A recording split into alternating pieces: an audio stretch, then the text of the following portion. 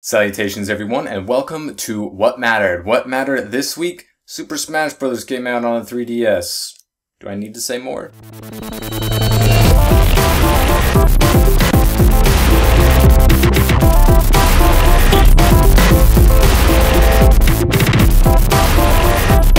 Don't pressure me, I'll choose who I want to choose. So, of course, the big news this week was the release of Super Smash Bros. On the 3DS. I got it. I've played it not a whole lot. I've had other stuff that I need to do. As you can tell, the new place is still a work in progress, so I apologize for things moving around or not being consistent from week to week, but just bear with me. I like the game. I've played it quite a lot so far. I've only unlocked like 5 of the 10 or 11 characters, maybe it's 12, that you can do. Jigglypuff's the last one you unlock, of course, because he's the best. So that's at 120 battles, which really isn't going to take that long. I just passed 50 battles. I've played the classic mode. You only unlock All-Star mode once you unlock all the characters. And then, of course, your stadium modes, your online play, which I've dabbled a little bit. You can do just for fun, which is just throws you up against random people, 4-man free-for-all, which is pretty good. You could also, go for glory, as they say, and go into team battles or solo matches on Final Destination mock-ups of all the other maps. So I think it's really good. It has the fun portion where it's just all the chaos, all the different things that you can do, and it also has, your solo one-on-one competitive play or match play, depending on how you want to play. I'm more of like as many people as you can get on the screen kind of guy, and I also like team matched things, but I realized the 1v1 is the competitive scene of Super Smash Bros. And I really like it so far. It took a little bit getting used to. First of all, I haven't played a Smash Bros. Since Brawl, and it's probably been like 3 or 4 years since I've done that. So I had to get used to the Smash controls and then getting the Smash controls down on the 3DS, which isn't too bad. It takes a little bit of getting used to as far as what button combination responds in a certain manner in a certain time frame. I played a lot of Smash ever since it came out in the 64, putting thousands of hours into Melee and Brawl, and it's a franchise I like a lot, so I feel like they did a pretty good job getting this to a handheld. The controls feel alright. There's a huge roster of characters. I've tried all of them that I've unlocked so far, so I'm only missing like the 5 or 6 one that I haven't unlocked. And I gotta say, I like a lot of them. They made some changes, like they made Meta Knight do less DPS, which is fine as long as he's in the game. Am I right, buddy? And Kirby's awesome, of course. Actually, if you throw food at Kirby, he could suck it up and then get the. It's awesome. As far as the new characters go, Mega Man's pretty alright. A lot of people are using him because he's Mega Man. Pac-Man is oddly enough really good. Pac-Man is really good from what I've used. Little Mac is really good. Like I said when I first saw him, I really like the moveset, and it's going to take a while to see, who's, going to be in what tier. It's not like, PlayStation All-Stars where you could right off the bat realize Kratos is really OP. But in this kind of game, it's going to take a little bit longer. Of course, you have your standstills like Pikachu and his cheese moves for days, and Fox will always be the best character in every game.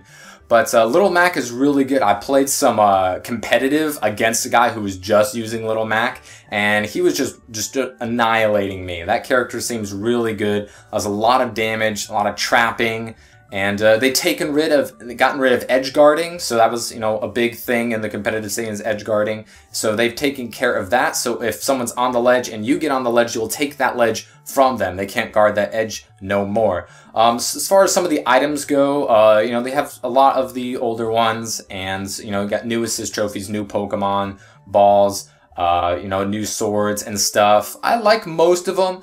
The Nintendog one is fucking annoying. It just like gets up in your screen like you're playing Mario Kart and you got Bluebird, and that's the most annoying one. And of course it doesn't affect CPUs because they don't need visuals because they're not actually physically playing a game. But overall, I like the game. It's got a lot to offer, going through all the modes, the verses, just playing via wireless with your friends if they have copies themselves, the stadium modes.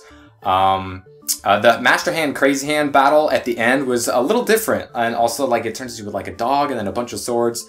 It was weird, but you know, I like the difficulty in this game. Definitely, you all want all your CPUs at level 9 to make them competent. Anything lower than that, and the game is pretty easy. The game's kind of always been that way, so they really haven't changed the difficulty as far as the slider goes from 1 to 9 on the CPUs. But of course, you can play against other humans as well, and collecting trophies and find all the knickknacks is really cool. So gets my thumbs up. Can't wait to see what it is on the Wii U. The PlayStation Plus lineup for September is out, you know, a little later than usual. They could come out on the 8th, so you still have until then to download all of last month's titles. But on the 8th, they will be releasing Drive Club. If you get the free version, it's 11 tracks and 10 cars. If you don't want to pay for it, if you obviously pay for it, you get absolutely everything. But that's kind of cool that they're doing that. You're also getting Dust and Elysian Trail, which people know from the last gen, which was pretty well received all around, as well as Splunky for all you PlayStation 4 fans. So that's the PlayStation 4 lineup. For PlayStation 3 owners, you will be getting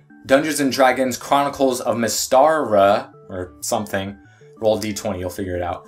And Batman Arkham Asylum, as well as Pix the Cat, which has a cross-platform thing with the Vita, so that's pretty cool. And Vita owners can also pick up the turn-based RPG Rainbow Moon. So you guys remember that Angry Birds movie I told you about a long time ago? Well, we finally have screenshots of what we imagine the Angry Birds are going to look like. They got feet, and obviously that would kind of look weird if they were just amorphous balls just rolling down. Anyway, Angry Birds, oddly enough, only one of them looks angry in this picture. But we have some voice actors line up. Jason Sudeikis, Peter Dinklage, so we have Dinklebot, now we'll have a Dinklebird, kind of funny. Bill Hader, Maya Rudolph, Josh Gad, who was the voice of course, the snowman in Frozen. So a pretty good lineup, mostly male. The movie comes out in 2016 on June 1st, July 1st, one of those. Anyways, really interesting since, you know, Angry Birds is kind of, you know, fallen off with, you know, we got other huge things like Minecraft just taking over everything, and you got your Candy Crushes and other things just dominating iOS.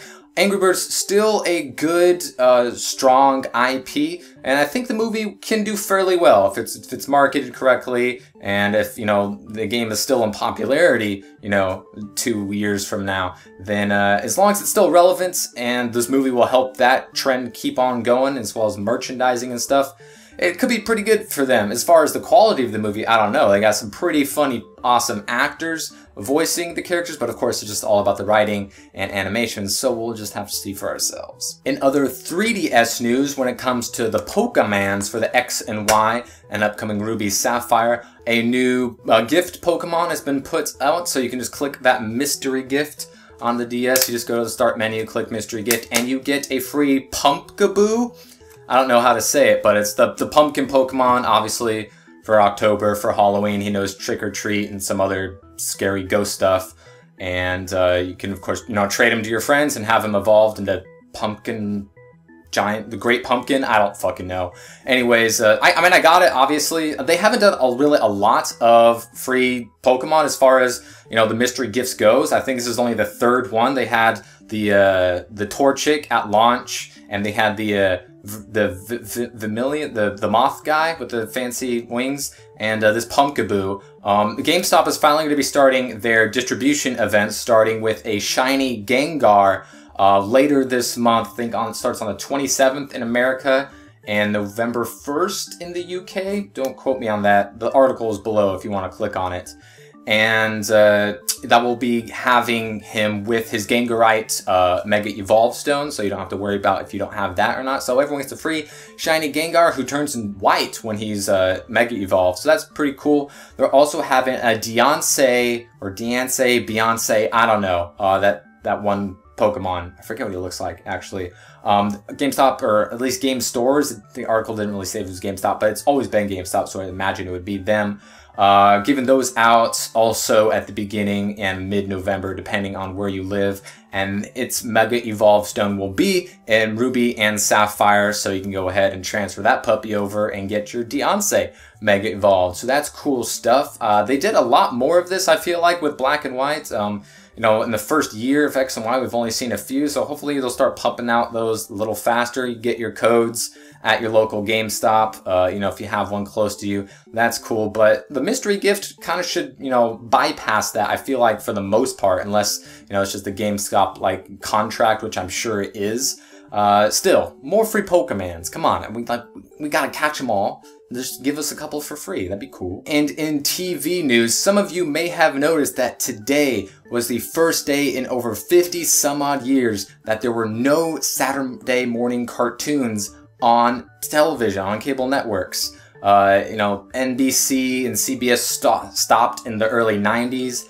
And they had like Fox and ABC continue it through the mid to late 90s. I think ABC went through like 2002. But since then, it was just the CW holding on to Saturday morning cartoons with like Yu-Gi-Oh! And those other cartoons that nobody watches. But end of an era, really. I remember watching Saturday morning cartoons when I was a kid, mostly like, you know, Fox, you had, you know, X-Men and Spider-Man, and then ABC when you had Recess and Pepper Ran. Like, that was some good stuff, and, you know, it's sad to see it go. They also had Doug when that got switched to ABC.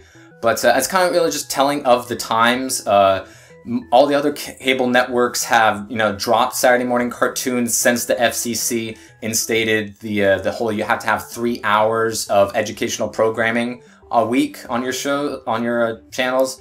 And since they don't want to screw with prime time, all of them would just fill that with on, you know, the weekends and the early mornings. So that's why pretty much all of them did that, so they can fill this quota of educational programming, because we all know how that works out. And CW was really the only one holding on. You know, they had like Winx and like Sonic and Yu-Gi-Oh, of course. And now that's over. They did some educational programming thing today instead of that. So end of an era. It's a childhood memory of mine, but you know, it kind of makes sense because they have to fulfill this quota, and the fact that streaming services just allow you to watch any cartoon you want at any time. It's just, it was bound to happen, but still sad to see it go. In other television news, a Rush Hour TV show is coming to CBS, headed by Bill Lawrence, the guy who did Cougar Town and Scrubs, and they have Arthur Sarkeesian and McCormick and a couple other guys, but it doesn't look like Chris Tucker or Jackie Chan are going to be a part of this. I mean, why would they do television? I mean, Jackie Chan has said before that he would do a Rush Hour 4 if he saw a script that he liked. And we all saw what happened with Rush Hour 3. Anyways, it's weird that they're turning a movie into a television series starring the same characters but with different actors. It's the same basic plot of the first film. They have a pilot production contract with CBS, so they have a lot of good writers and producers attached to it. And I love Rush Hour so much. Rush Hour 1 and Rush Hour 2 I can watch for days. They're probably the top 2 movies I've watched the most amount of times in my life, or at least up there. One of them is definitely number 1. And, I mean, I like Rush Hour. I like to see a good Rush Hour 4, or if possible, a good Rush Hour TV show, but I don't think you can do Rush Hour without Chris Tucker and or Jackie Chan. It just, you can't. Do you understand the adaptation that has come out of my mouth? Anyways, that is what mattered this week. Sorry, it was a kind of a slow news week, but, you know, we'll just have to play more Smash Brothers to pass the time. Anyways, hope you guys enjoyed. If you'd like to play with me on Smash Brothers, I'll leave my friend code in the description if that seems like something you would like to do, and I will see you guys next time.